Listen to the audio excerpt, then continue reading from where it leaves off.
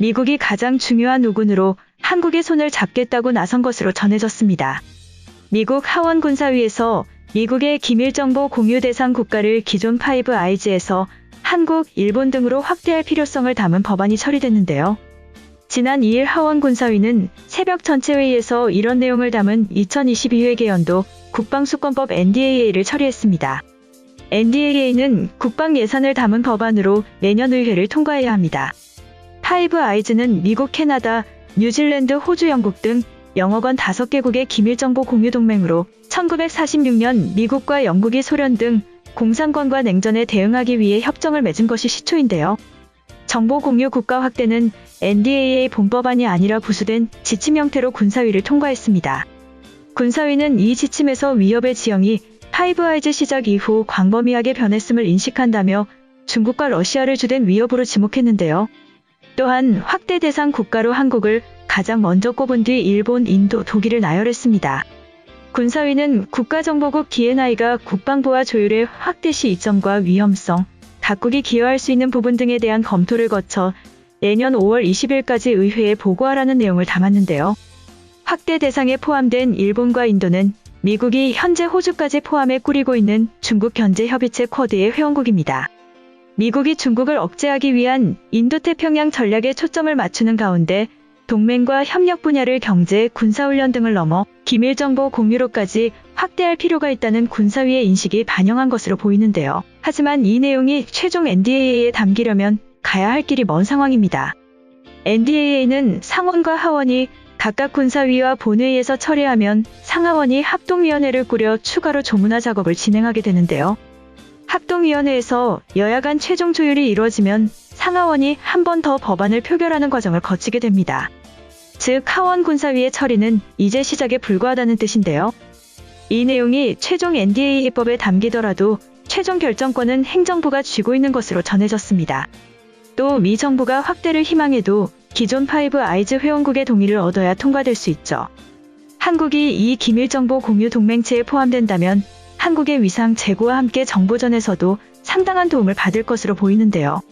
다만 파이브 아이즈가 정보 공유를 넘어 안보 군사면에서도 협력을 확장하려는 움직임이 있고 점점 중국 견제에 초점을 맞추고 있음을 고려하면 한국에 부담이 될 수도 있는 상황입니다. 한편 군사위는 이날 처리된 NDAA에서 인도태평양 사령관이 주한미군 사령관, 특수작전사령관과 협의해 주한미군의 작전 지역에서 정보 수집 능력과 활동에 관해 내년 2월까지 보고하라는 내용도 포함되었는데요. 보고 대상에는 우주, 항공, 지상, 해상, 사이버상 정보와 감시, 정찰 능력이 포함되어 있습니다. 다음으로 위기를 겪으면서 민낯이 완전히 드러나자 사퇴하는 일본에 대해서 말씀드리겠습니다. 스가 요시히데 일본 총리가 3일 자민당 총재 선거에 출마하지 않겠다고 밝히며 사실상 사임 선언을 했습니다. 교도통신 등에 따르면 스가 총리는 이날 열린 자민당 임시이사회에서 이달 29일로 예정된 차기 총재 선거에 출마하지 않겠다는 뜻을 표명했죠. 이에 따라 그는 이달 말로 총리직에서 물러나게 되고 이는 지난해 9월 16일 정권을 잡은 지 불과 1년 2주일 만입니다. 일본 정치권은 스가 총리가 전날 고이즈미 신지로 환경상과 니카이 도시히로 자민당 간사장을 만난 자리에서도 선거에 의욕을 보였던 만큼 갑작스런 불출마 발표에 당황하였는데요. 실제로 이날 오전 11시 30분께 열린 자민당 임시이사회는 스가 총리의 발언 이후 10여 분 만에 종료됐습니다. 니카이 자민당 간사장은 임시이사회 직후 기자들과 만나 오늘 아침 회의에서 스가 총재로부터 코로나 대책에 전념하고 싶다. 예정한 간부 인사를 철회하겠다는 이야기를 들었다. 솔직히 놀랐다. 그러나 총재 본인의 발언이고 스스로 생각을 거듭한 끝에 결단한 것이기에 받아들인다고 말했습니다. 한편 일본 주식시장은 스가 총리의 불출마 소식을 접한 뒤 급등세를 보였는데요. 도쿄 증시 대표 지수인 니케이 225 평균 주가는 이날 오후 12시 53분 전날 종가와 비교해 1.81%인 515.24포인트 오른 29,058.75를 기록했죠. 니케이 225 평균 주가가 장중 29,000선을 회복한 것은 지난 6월 말 이후 약 2개월 만인데요.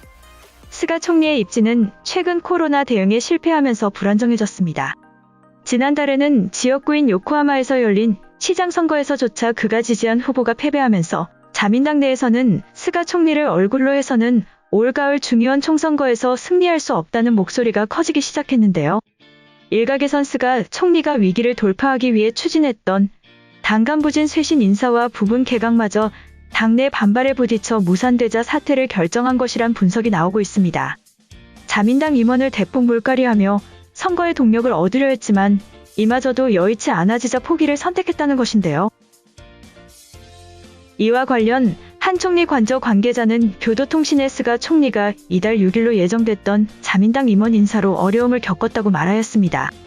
의원 내각제를 채택하고 있는 일본은 국회의원이 행정수반인 총리를 뽑아 다수당 총재가 총리를 맡게 될 예정인데요. 스가 총리의 자민당 총재 임기는 오는 30일까지이고 4년인 중의원 임기는 올 10월 21일 만료됩니다. 한편 위기의 일본은 자신들의 위기를 감추기 위해 한국으로 눈을 돌리게 하면서 선을 넘는 행동을 하고 있는 것으로 전해졌죠. 일본의 한 매체가 피겨 여왕 김연아 선수의 근황을 전하며 새끼가 넘친다는 표현을 써서 논란이 일고 있습니다. 지난달 31일 일본 매체 뉴스포스트 세븐은 김연아 아사다마오 은퇴 후 전혀 다른 인생이라는 제목으로 전 피겨스케이팅 선수인 아사다마오와 김연아의 근황을 보도하였습니다.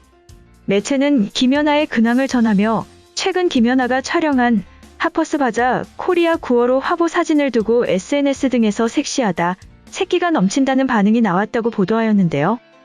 이어 현역 시절 김연아를 취재했던 A기자는 매체에 현역에서 은퇴한 지 벌써 7년이 지났지만 스타일이 바뀌지 않고 마름을 유지하면서 여성스러운 새끼가 나오고 있다고 말하였습니다. 또한 해당 매체는 아사다 마오의 김연아 SNS 사진을 비교하며 김연아는 모델과 같은 포즈의 사진이 많은 반면에 아사다 마오는 친근감이 느껴진다고 표현하였는데요. 해당 기사를 접한 한국 네티즌들은 불쾌감이 폭발하고 있습니다. 기사 관련 댓글창에는 김연아 선수한테 새끼라니 미친 것 아니냐. 건드릴 게 따로 있지 퀸연아를 건드리는 건 선을 제대로 넘었다. 일본이 이제 망하려고 난리를 치는구나. 한국의 김연아 팬들이 얼마나 많은지 안다면 기겁할 것이다. 마지막 남은 일본의 생명줄을 끊어버리는구나. 한국인들도 절대로 건들지 말아야 할 사람을 뽑으면 퀸연아인데 그것을 원수의 나라에서 저급한 말들로 우롱했으니 죗값을 달게 받아라. 한국 네티즌들이 화나면 대기업들이 벌벌 떨고 일본 기업들이 한국에서 쫓겨나간다. 일본 기자 양반은 이제 뒤통수 조심해라. 매력이 따로 쓰면 될 것을 저급한 말로 표현했다. 그냥 훨씬 더 예쁘다고 해라. 관심 좀 꺼줬으면 좋겠다. 제발 등 비난이 줄을 이었습니다.